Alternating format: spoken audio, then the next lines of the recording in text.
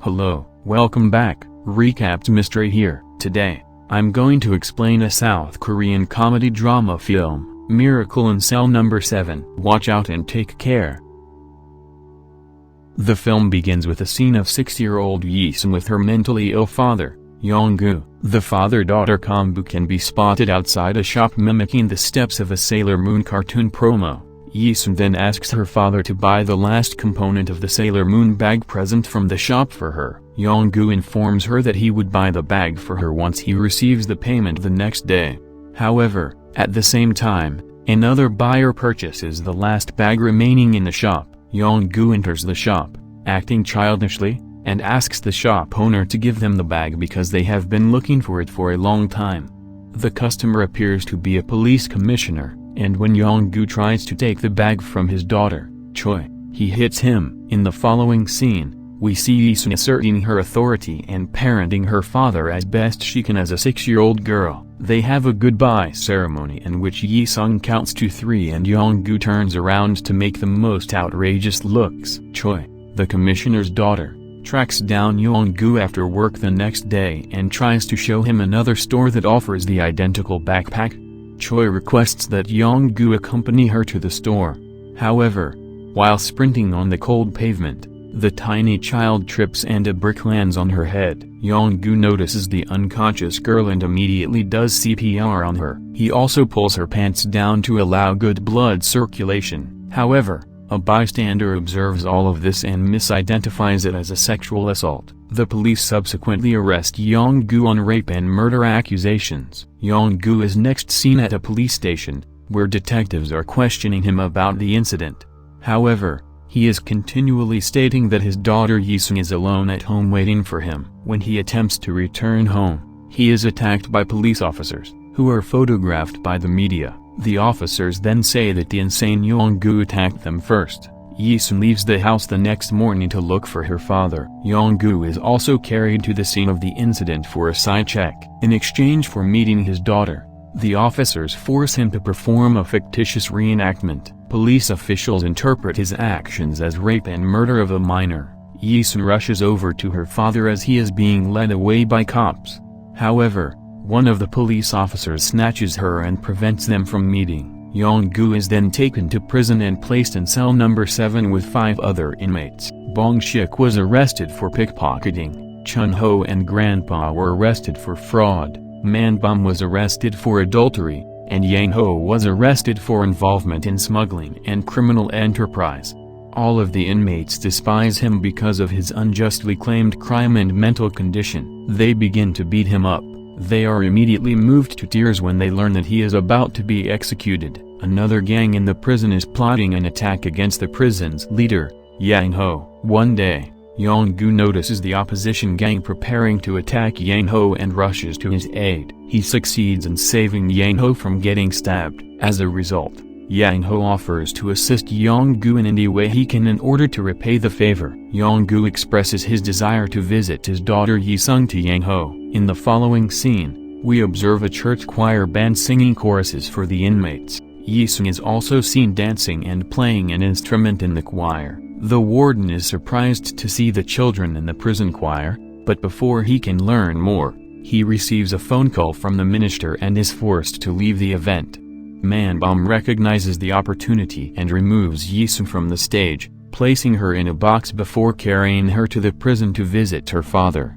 The inmates successfully get Yi-sun into the jail and reconcile her with her father. When the father and daughter eventually meet, they embrace. Meanwhile, Yong-gu continues to assure his daughter that he is not a horrible guy. The tiny girl is then introduced to her father's cellmates before being released. Yi-sun, on the other hand, does not want to return home and prefers to remain in prison with her father. She also claims to be a master at concealment. Man-bum, on the other hand, manages to calm her down and confine her to a box so that the choir bus can return. But, before he can arrive, the bus departs from the prison gates, forcing Man-bum to return Yi-sun to the prison. The other inmates are worried that if they are detected, their sentences would be prolonged. When another group arrives to play, they create a plot to move the girl outside the prison while performing cleaning duties. When the warden receives the images from the choir event, He notices that one of the children is missing. He sends his soldiers to search all of the jail chambers for the missing girl. Everyone in cell number 1-7 is terrified and begins devising a method to hide Yi-sung.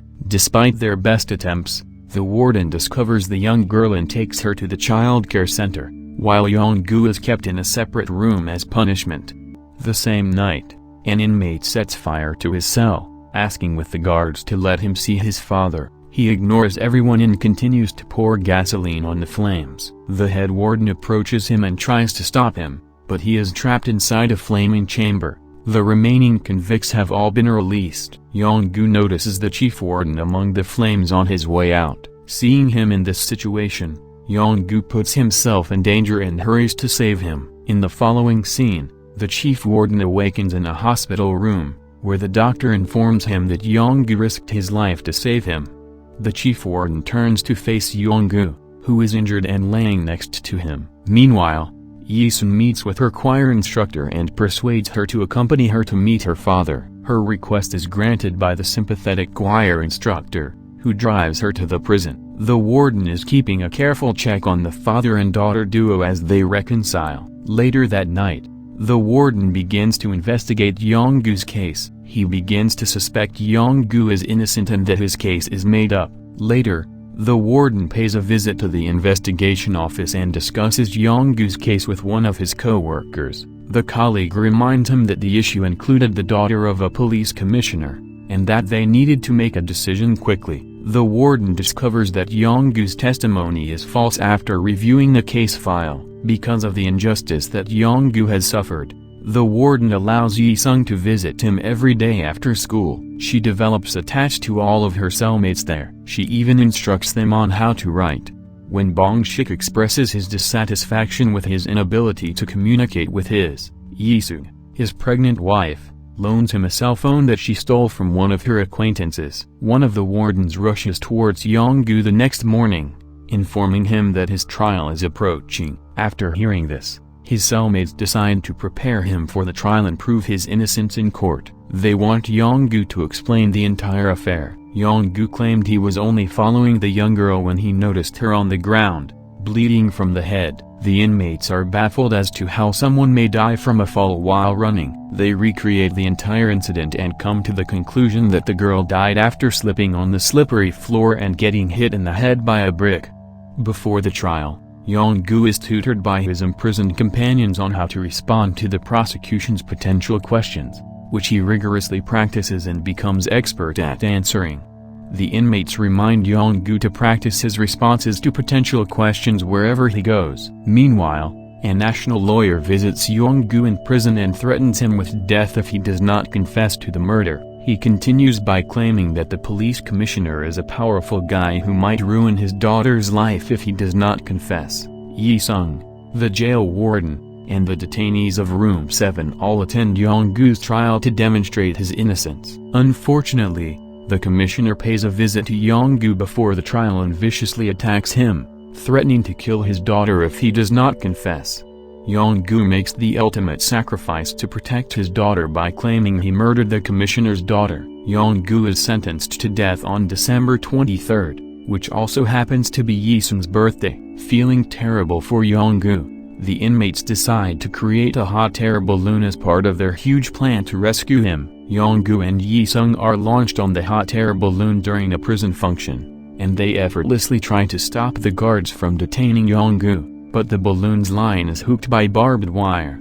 Instead of being unhappy, they take advantage of the opportunity to experience the sinking sun one last time. Before Yong-gu is executed, the convicts celebrate Yi-sung's birthday within the jail. Everyone gives the little girl nice gifts, and Yong-gu surprises her with the yellow Sailor Moon backpack she has long desired. Yi-sung, overjoyed with the present, bows down and thanks Yong-gu for becoming her father. However, the festivities are cut short when the executor summons Yong-gu. The cellmates are heartbroken, but they suppress their sorrow and tell Yi-sung that their father is being transferred to another cell. Before being led away, Yong-gu hugs and sobs over his daughter. As his daughter begins to wail, Yong-gu begs the guards not to take him from his daughter, but they are unable to rescue him. Because of the bogus accusations, Yong-gu is eventually executed. In the present, an adult Yi-sung, now adopted by the warden, studies hard to become a lawyer and files an appeal for the case. The scene transitions to a girl demanding information about the kidnapping and death of Lee Yong-gu in 1997. After collecting the documentation, she departs the prison and notices a balloon hovering overhead. She comes to a halt in front of the twisted balloon in the barbed wire fence. The action shifts to a courtroom, where the same case from 1997 is being tried for the second time. Yi-sung is defending the case and requesting that all evidence provided to the court be reinvestigated. The opposing attorney inquires as to whether she was present when the incident occurred. Yi-sung then responds that she did not witness the incident, but she was present throughout the investigation. With the help of the detainee's evidence and popular backing, Yong-gu is proved to be innocent and his sentence is commuted. The film then cuts to a scene in which Yi-sung sees Yong-gu and her younger self waving goodbye from a hot air balloon. As the balloon takes off into the sky, she sobs a tearful farewell to her father. Yong-gu is free and on his way to paradise, and Yi-sung is finally letting go of her father. Despite their conflicts, the story perfectly depicts how enduring a father-daughter love can be. It could be a good lesson on how to keep digging even when every evidence points to the contrary. The end. Please subscribe to assist the channel, turn on notification and leave a like. Thank you for taking the time to watch. See you again soon.